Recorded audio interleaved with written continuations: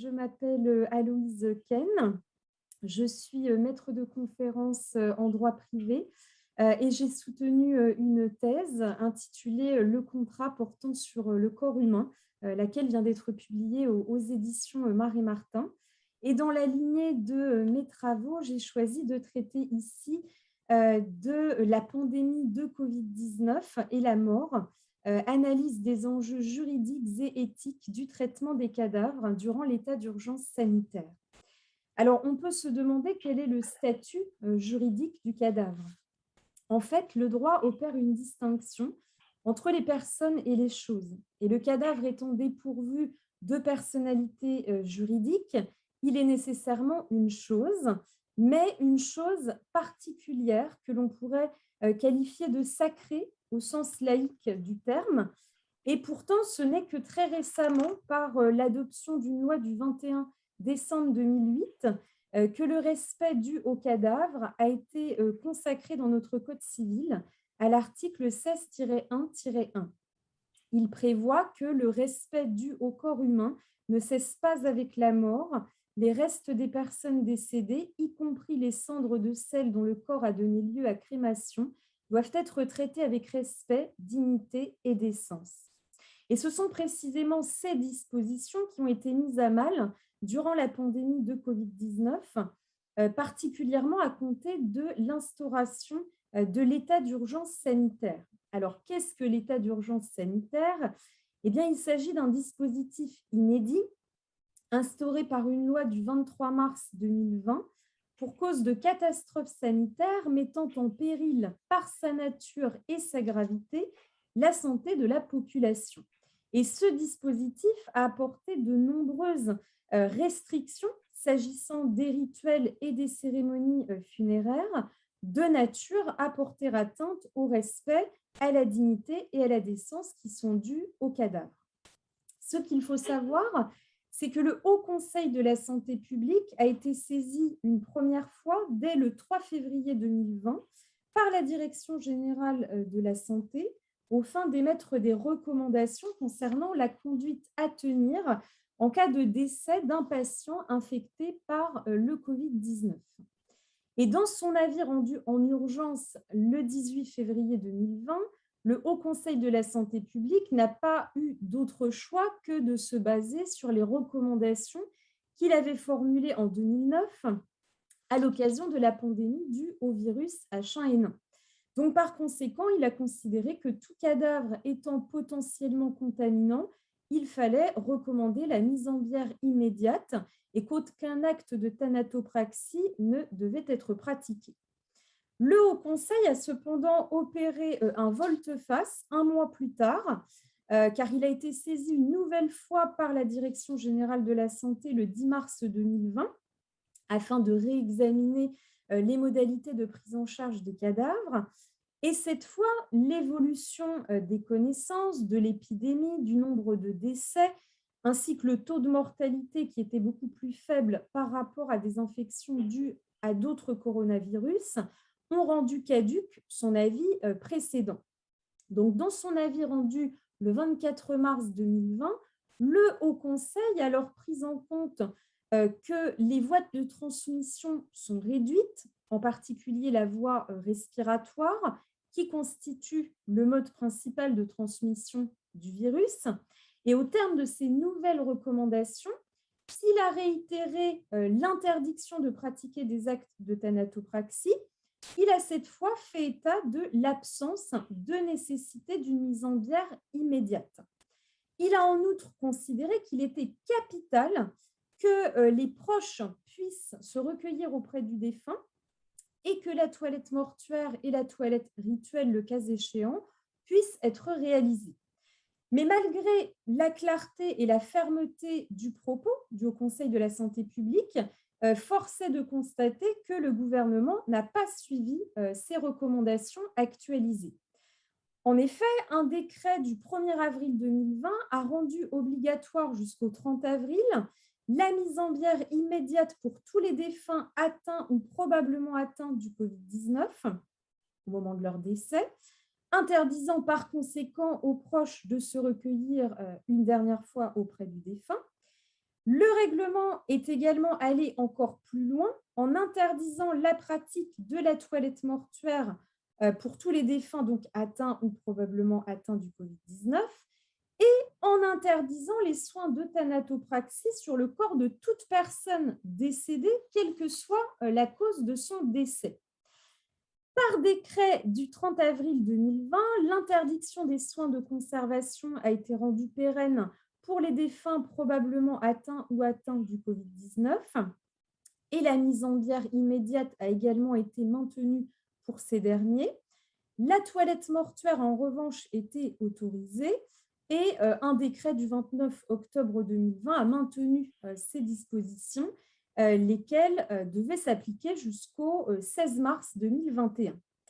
Cependant, le Conseil d'État a censuré les dispositions du décret du 1er avril 2020 par un arrêt en date du 22 décembre 2020.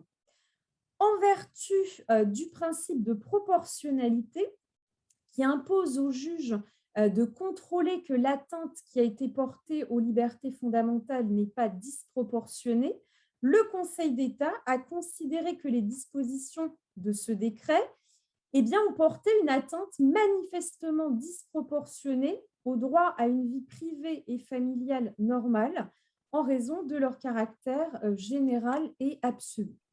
Donc, cette décision du Conseil d'État, elle a conduit à l'adoption d'un décret du 21 janvier 2021, lequel a alors permis aux médecins qui constatent le décès de réaliser un test antigénique pour détecter le virus afin d'orienter la prise en charge du cadavre et la présentation du défunt à la famille et aux proches a enfin été autorisée. Le corps du défunt peut aussi être mis en bière sans contrainte de délai et en présence de la personne ayant qualité pour pourvoir aux funérailles. L'interdiction de tous les soins de conservation invasifs a quant à elle uniquement été maintenue à l'encontre des corps des défunts dont le décès est survenu moins de 10 jours après la date des premiers signes cliniques ou la date du test positif.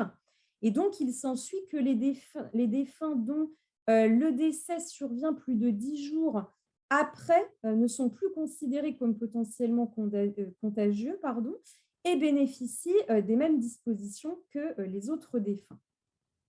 Alors, dans un premier temps, on peut se demander si cette stigmatisation des cadavres et ces interdictions faites aux proches ont véritablement été utiles.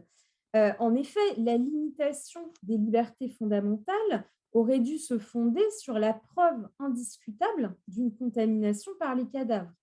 Or, on a observé le phénomène inverse et le Haut Conseil de la santé publique a conforté sa position dans son avis du 30 novembre 2020 en soulignant que dans une étude américaine menée en mars 2020 sur 225 autopsies de patients Covid, qui avait impliqué 675 intervenants équipés de protection adaptée, une seule contamination avait été rapportée et en plus probablement non liée à l'autopsie elle-même. Dans un deuxième temps, on ne peut malheureusement que constater la portée des conséquences humaines relatives au bouleversement des rituels et cérémonies funéraires.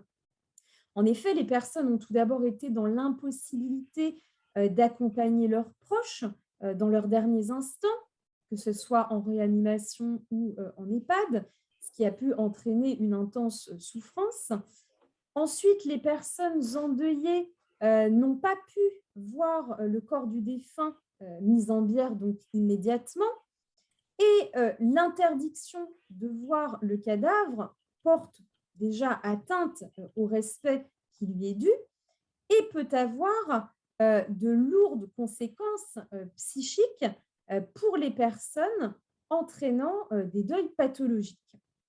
Les funérailles, en tant qu'hommage rendu aux défunts, ont également été largement perturbées dans leur déroulement en restreignant drastiquement les regroupements dans les établissements de culte et les cimetières, puisque seule la famille proche a été autorisée à participer aux funérailles.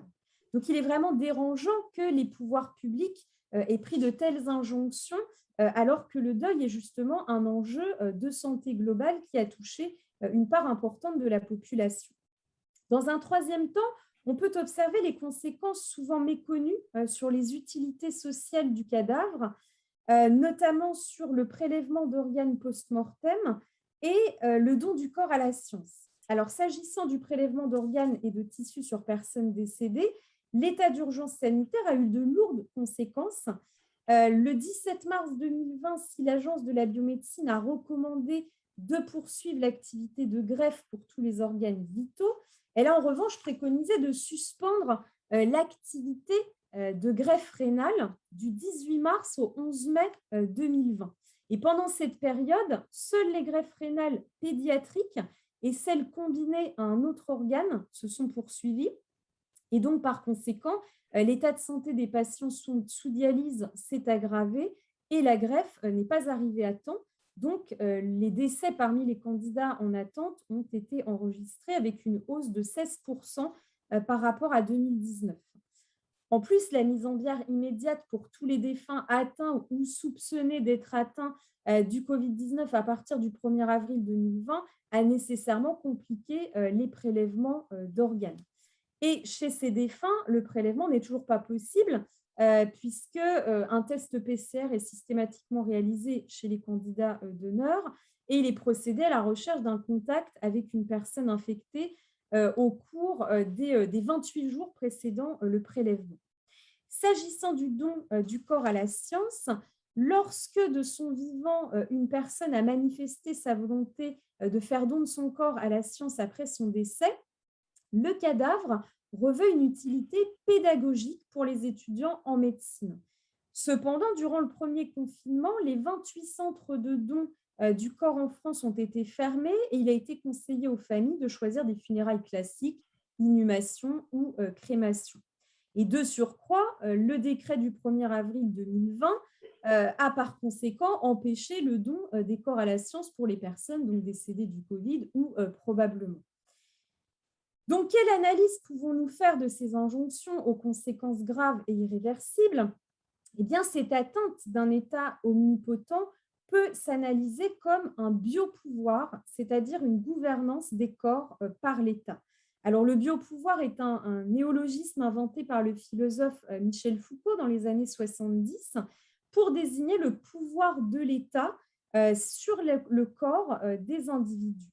Et cette étude a révélé un ordre public funéraire fondé sur un hygiénisme exacerbé.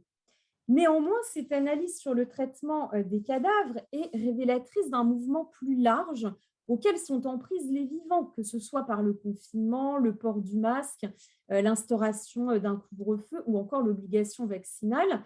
Et on peut d'ailleurs s'interroger sur les limites de ce biopouvoir.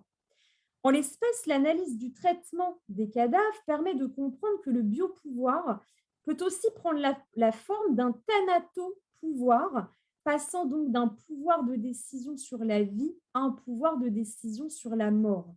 Et si le thanatopouvoir pourrait être compris comme le pouvoir de torturer ou de mettre à mort les citoyens, le pouvoir sur la mort doit ici être compris dans les formes de son autonomisation vis-à-vis du pouvoir sur la vie, comme un champ autonome gérant des politiques publiques relatives à la mort et à la gestion des cadavres.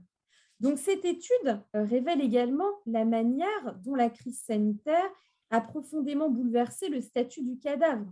Elle questionne son droit à la dignité, alors que le corps a pu être associé dans l'imaginaire à un déchet médical qu'il faut manipuler avec précaution pour ne pas contaminer les vivants, et le cadavre a dès lors été perçu comme une menace pour les vivants.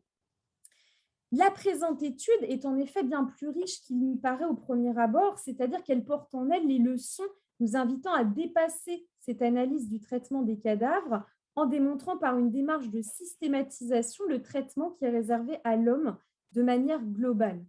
Cette déshumanisation, et j'en terminerai par là, de la dépouille humaine a entraîné de facto un traitement contraire à l'article 16-1-1 du Code civil. Et on peut alors considérer que l'homme est un animal dans le règne du biopouvoir. Qu'il s'agisse du traitement qui a été réservé aux cadavres ou de l'isolement qui a été imposée aux personnes âgées ou en fin de vie, on peut en effet parler de traitements bestiaux appliqués à l'homme. En droit civil, les morts ne sont plus des personnes, mais elles l'ont été, ce qui suffit à fonder le respect de la dépouille mortelle sur le principe de la dignité humaine. Le droit est par nature anthropocentré, ce qui fait qu'il est fait par l'homme et pour l'homme, et le droit animal n'échappe pas à la règle. L'animal a d'abord été appréhendé juridiquement au titre de son utilité pour l'homme, et c'est donc tout naturellement que l'animal a été juridiquement réifié, considéré par le droit comme une chose au service de l'homme. Et dans le même ordre d'idées, le biopouvoir réifie l'homme. Le biopouvoir animalise l'homme, tout comme le thanatopouvoir déshumanise le cadavre.